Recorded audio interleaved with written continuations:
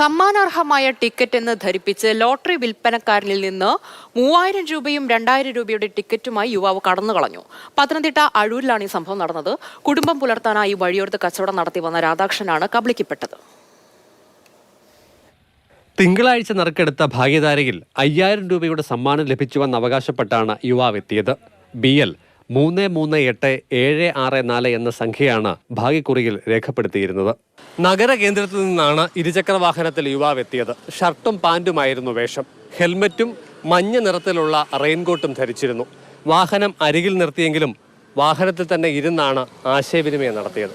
പുള്ളി വന്ന വഴിക്ക് ടിക്കറ്റ് എണ്ണാൻ പറഞ്ഞ് കൊണ്ടുപോയി വെച്ചിട്ട് ടിക്കറ്റ് കൈ തന്നു. അപ്പോൾ ഞാനവിടെ വെച്ച് നോക്കിക്കൊണ്ടിരുന്നവൻ പറഞ്ഞു അഴുക്കാവും വെക്കല്ലേന്ന് പറഞ്ഞു. അപ്പോൾ ഞാൻ എന്നാൽ കൈ വെച്ചോന്ന് പറഞ്ഞു. ഉച്ചവൻ മഴ പെയ്യുന്നു. അവിടെ നനയെന്ന് പറഞ്ഞ് തിരിച്ചു തന്നു. ഞാൻ നോക്കിയപ്പോൾ നമ്മൾ നോക്കുമ്പോൾ ശരിയാണ് പോക്ക് നോക്കി. അപ്പോൾ ഞാൻ പറഞ്ഞു പൈസ കുറവുണ്ട്. അപ്പോൾ ബാക്കി ടിക്കറ്റ് എല്ലാം പെറുക്കി പൈസ എല്ലാം വാങ്ങിച്ചുകൊണ്ട് പോക്കും പോയി. പക്ഷാഘാതത്തെ തുടർന്ന് കാലുകളുടെ ചലനത്തിന് പ്രയാസം നേരിടുന്ന ആളാണ് രാധാകൃഷ്ണൻ. 59കാരന് കാഴ്ചയ്ക്കും നേരിയ പ്രശ്നമുണ്ട്. സമ്മാനാർഹമായ ടിക്കറ്റ് എന്ന് കരുതി പണം മാറിയെടുക്കാൻ പ്രധാന ഏജന്റിനെ സമീപിച്ചപ്പോഴാണ് തട്ടിപ്പ് പിടികിട്ടിയത്. ഞാൻ നോക്കിയപ്പോൾ നമ്മുടെ സൈഡൊന്നും നോക്കിയില്ല. അപ്പോഴേ നോക്കി കഴിഞ്ഞപ്പോഴുണ്ട് പറഞ്ഞു കൊടുത്തു.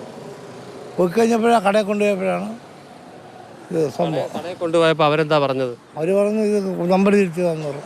ഭാഗ്യക്കുറിയിൽ രേഖപ്പെടുത്തിയിരുന്നതിൽ 5 എന്ന അക്കം പെൻസിൽ കൊണ്ട് 8 എന്ന് മാറ്റി എഴുതിയാണ് തട്ടിപ്പ് നടത്തിയത്. ഈ മേഖലയിൽ നടക്കുന്ന വലിയൊരു തട്ടിപ്പാണ്.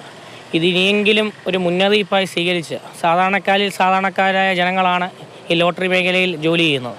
അവർക്ക് വേണ്ട ഒരു മുന്നറിയിപ്പായി നൽകണമെന്നാണ് താല്പര്യപ്പെടുന്നത്. സമാനമായി 2 തവണ കബളിപ്പിക്കപ്പെട്ടുവെന്ന് രാധാകൃഷ്ണന്റെ സുഹൃത്തു കൂടിയായ ഡേവിഡ് പരാതി ഉന്നയിക്കുന്നുണ്ട്.